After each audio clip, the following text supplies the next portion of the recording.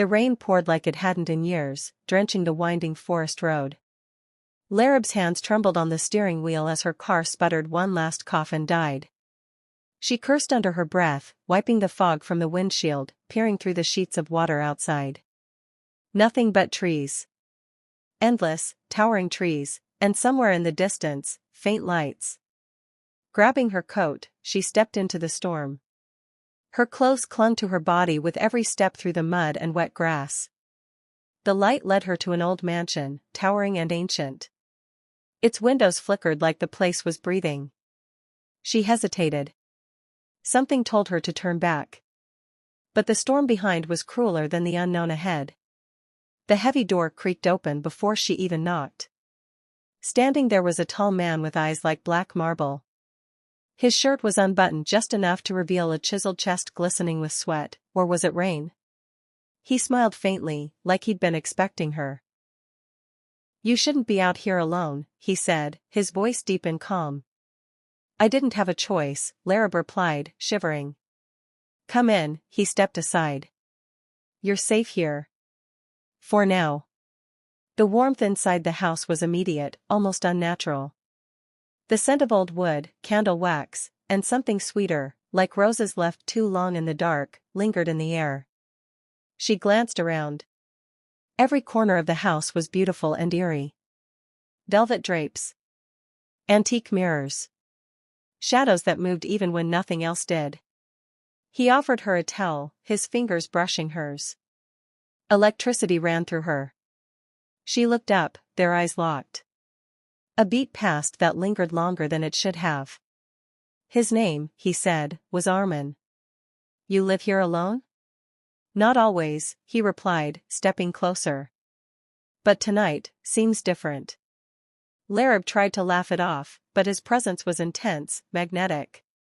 He led her to the firelit drawing room. She could feel his gaze every time she looked away. A painting above the fireplace caught her eye. A woman who looked hauntingly familiar, pale, beautiful, terrified. "She stayed here once too," Arman said, reading her thoughts. "Long ago." The flames flickered blue for a second. Time felt different in the house. Larib didn't remember when she sat down, or when her wet clothes began to feel like silk against her skin. Arman poured 2 glasses of wine, blood-red and thick. She hesitated. He raised his glass without blinking. "To strangers, and fate." She drank. It warmed her all the way down, and suddenly the room spun just slightly. Or was it her heartbeat? Arman sat beside her now. His hand brushed a strand of hair behind her ear. His breath was near. Too near. "Some places remember desire," he whispered. "Even if people forget." Their faces were close. She didn't move. Couldn't. His lips hovered just above hers, then the room went dark. A whisper. A cold hand brushed her shoulder, not his. She turned. No one. Arman's eyes changed. "You felt that, didn't you?" Larib's voice caught in her throat. Something moved in the hallway. A long white figure. The same as the painting. She stood up, suddenly dizzy. Arman didn't stop her, only watched with an expression that was no longer warmth, but hunger. The house groaned. Candles blew out on their own. The figure came closer. She saw its face. Her own. The last thing Larib heard was her own voice, whispering from the shadows, "It always starts with the rain." The darkness didn't feel like the absence of light, it felt alive. It pressed against Larib's skin, crawling into her ears, her mouth, her thoughts. She stumbled backward, her breath shallow, her heartbeat hammering in her chest. Arman didn't follow. He stood by the fireplace, now cold and dead, his silhouette sharp against the blackness. "Where am I?" Larib whispered, though her voice barely escaped her throat. The hallway ahead stretched impossibly long, lined with mirrors that reflected not her body, but her fears. Herself drowning, running, screaming, kissing someone who wasn't Arman, who didn't have a face. Each reflection moved just a second behind her, like a delay in a dream.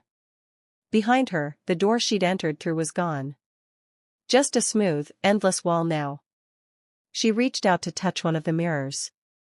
It felt like skin. Warm.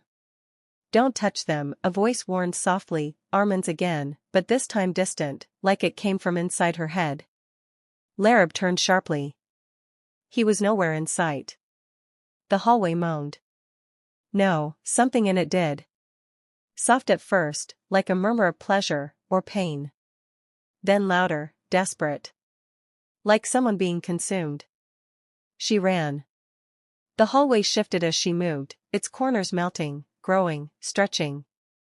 Her feet carried her to a chamber lit only by a single candle, flickering on a cracked glass table. The room smelled like heat, like incense and old breath. There was a bed in the center, massive, with silk sheets tangled as if someone had just left it. She wasn't alone. A woman sat at the edge of the bed. Dressed in lace, her back exposed, her hair long and black as oil. Her voice came without her mouth moving. "They come here thinking it's just desire," she said, "but this house doesn't feed on love. It feeds on need." Larib couldn't speak. The air was thick with memory, as if the room itself had seen too much and wanted her to see it too. Shadows danced around the woman's body, too many arms, too many eyes. She blinked and the woman was gone.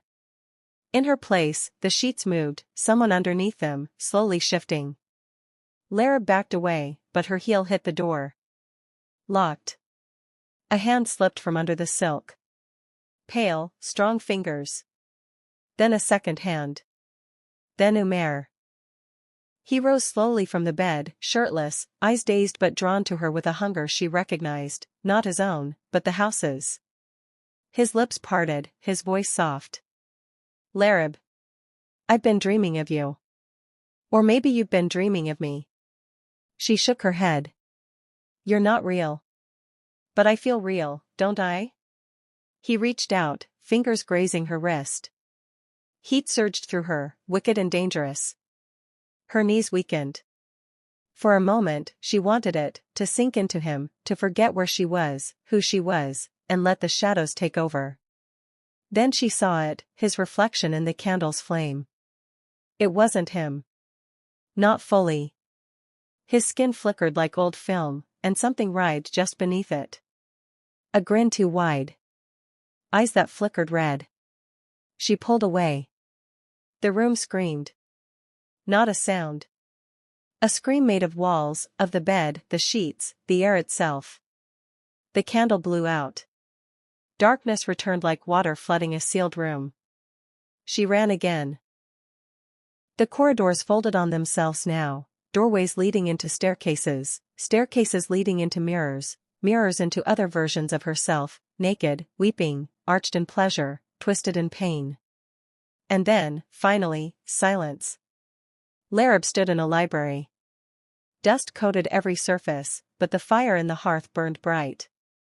Arman sat in a high-backed chair, a glass of that thick wine in hand, his eyes calm. "You came back," he said. "I never left," she whispered, voice hoarse. "No one ever does." He rose, stepping toward her slowly. The heat between them returned.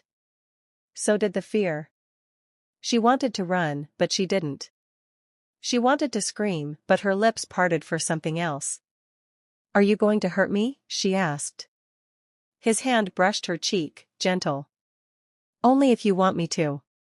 And this time, when he kissed her, the house didn't scream. It sighed. But somewhere deep beneath them, something else stirred, still hungry. The sighing of the house faded into a deep, unnatural stillness.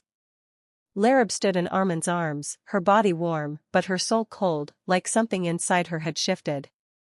His kiss still lingered on her lips, but it felt less like passion now and more like a seal, something binding her to the place. He stepped back, eyes scanning her like a predator studying its prey. "You're stronger than the others," he murmured. "That's why it hasn't taken you. Yet." "What is this place?" she asked, her voice barely more than a breath. "Why do I feel like I've been here before?" Arman tilted his head. Because maybe you have. Or maybe, the house remembers you better than you remember yourself. The fire behind him roared without fuel. Books on the shelves began to flutter, pages flipping on their own. One flew open beside her, and in its center was a sketch, her, drawn in charcoal, naked, eyes closed, body twisted in both ecstasy and agony. Below the image, a name, Larib, fifth offering. Her legs buckled. What does that mean? Arman didn't answer. He was gone. Not walked away, gone. Vanished like smoke. The room was empty now. The fire cold. The walls darker.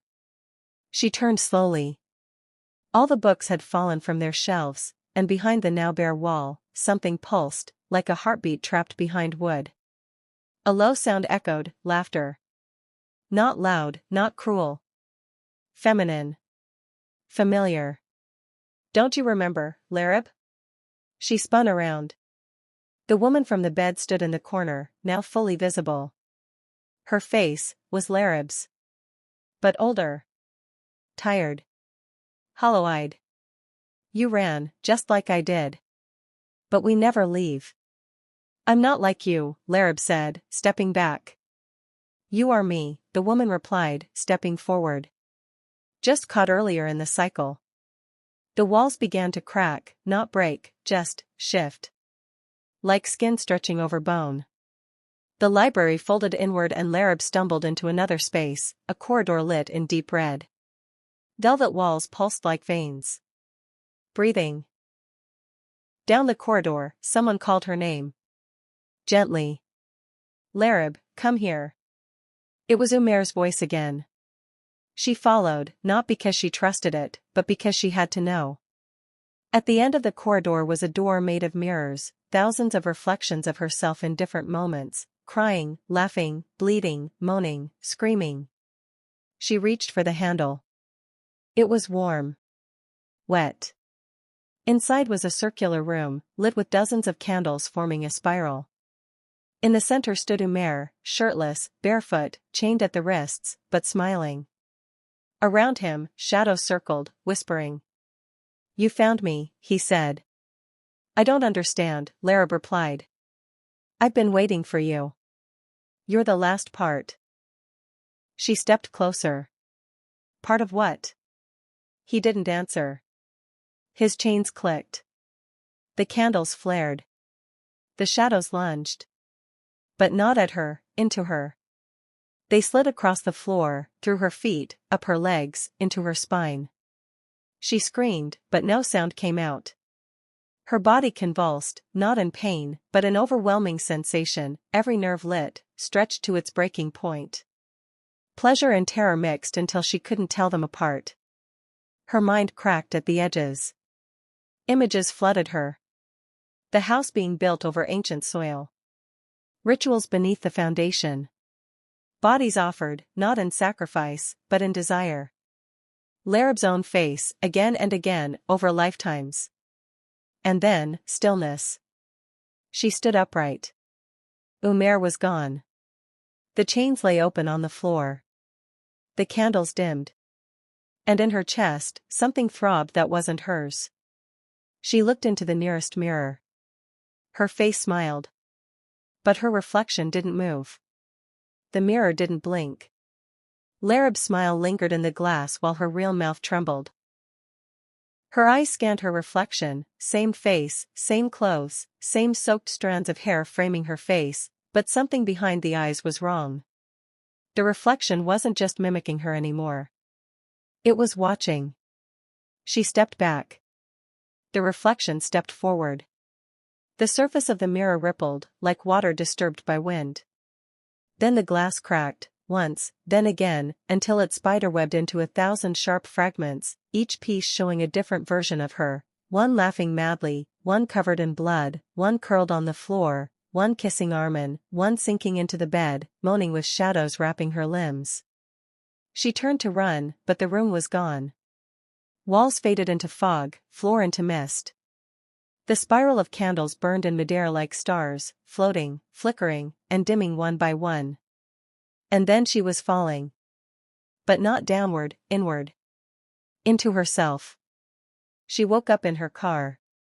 Rain drizzled lightly on the windshield, the forest road still quiet, untouched. The engine started on the first try, humming like it had never broken down. Her phone lit up with full signal and 82% battery. No missed calls. No messages. Everything was fine. Except her hands wouldn't stop shaking. She drove without looking back, heart thudding so hard it hurt. The trees outside seemed to move with her. Leaning in. Watching. Her reflection in the rearview mirror kept glancing at her, just slightly delayed. And when she reached the edge of town, her phone buzzed with a notification. "See you again, Larib." She dropped it. Screeched the car to a stop. She looked in the mirror. This time, her reflection winked.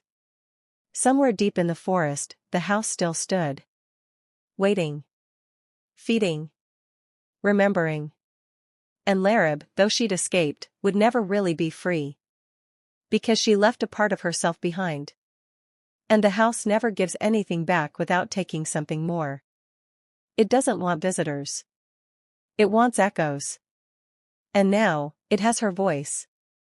Forever.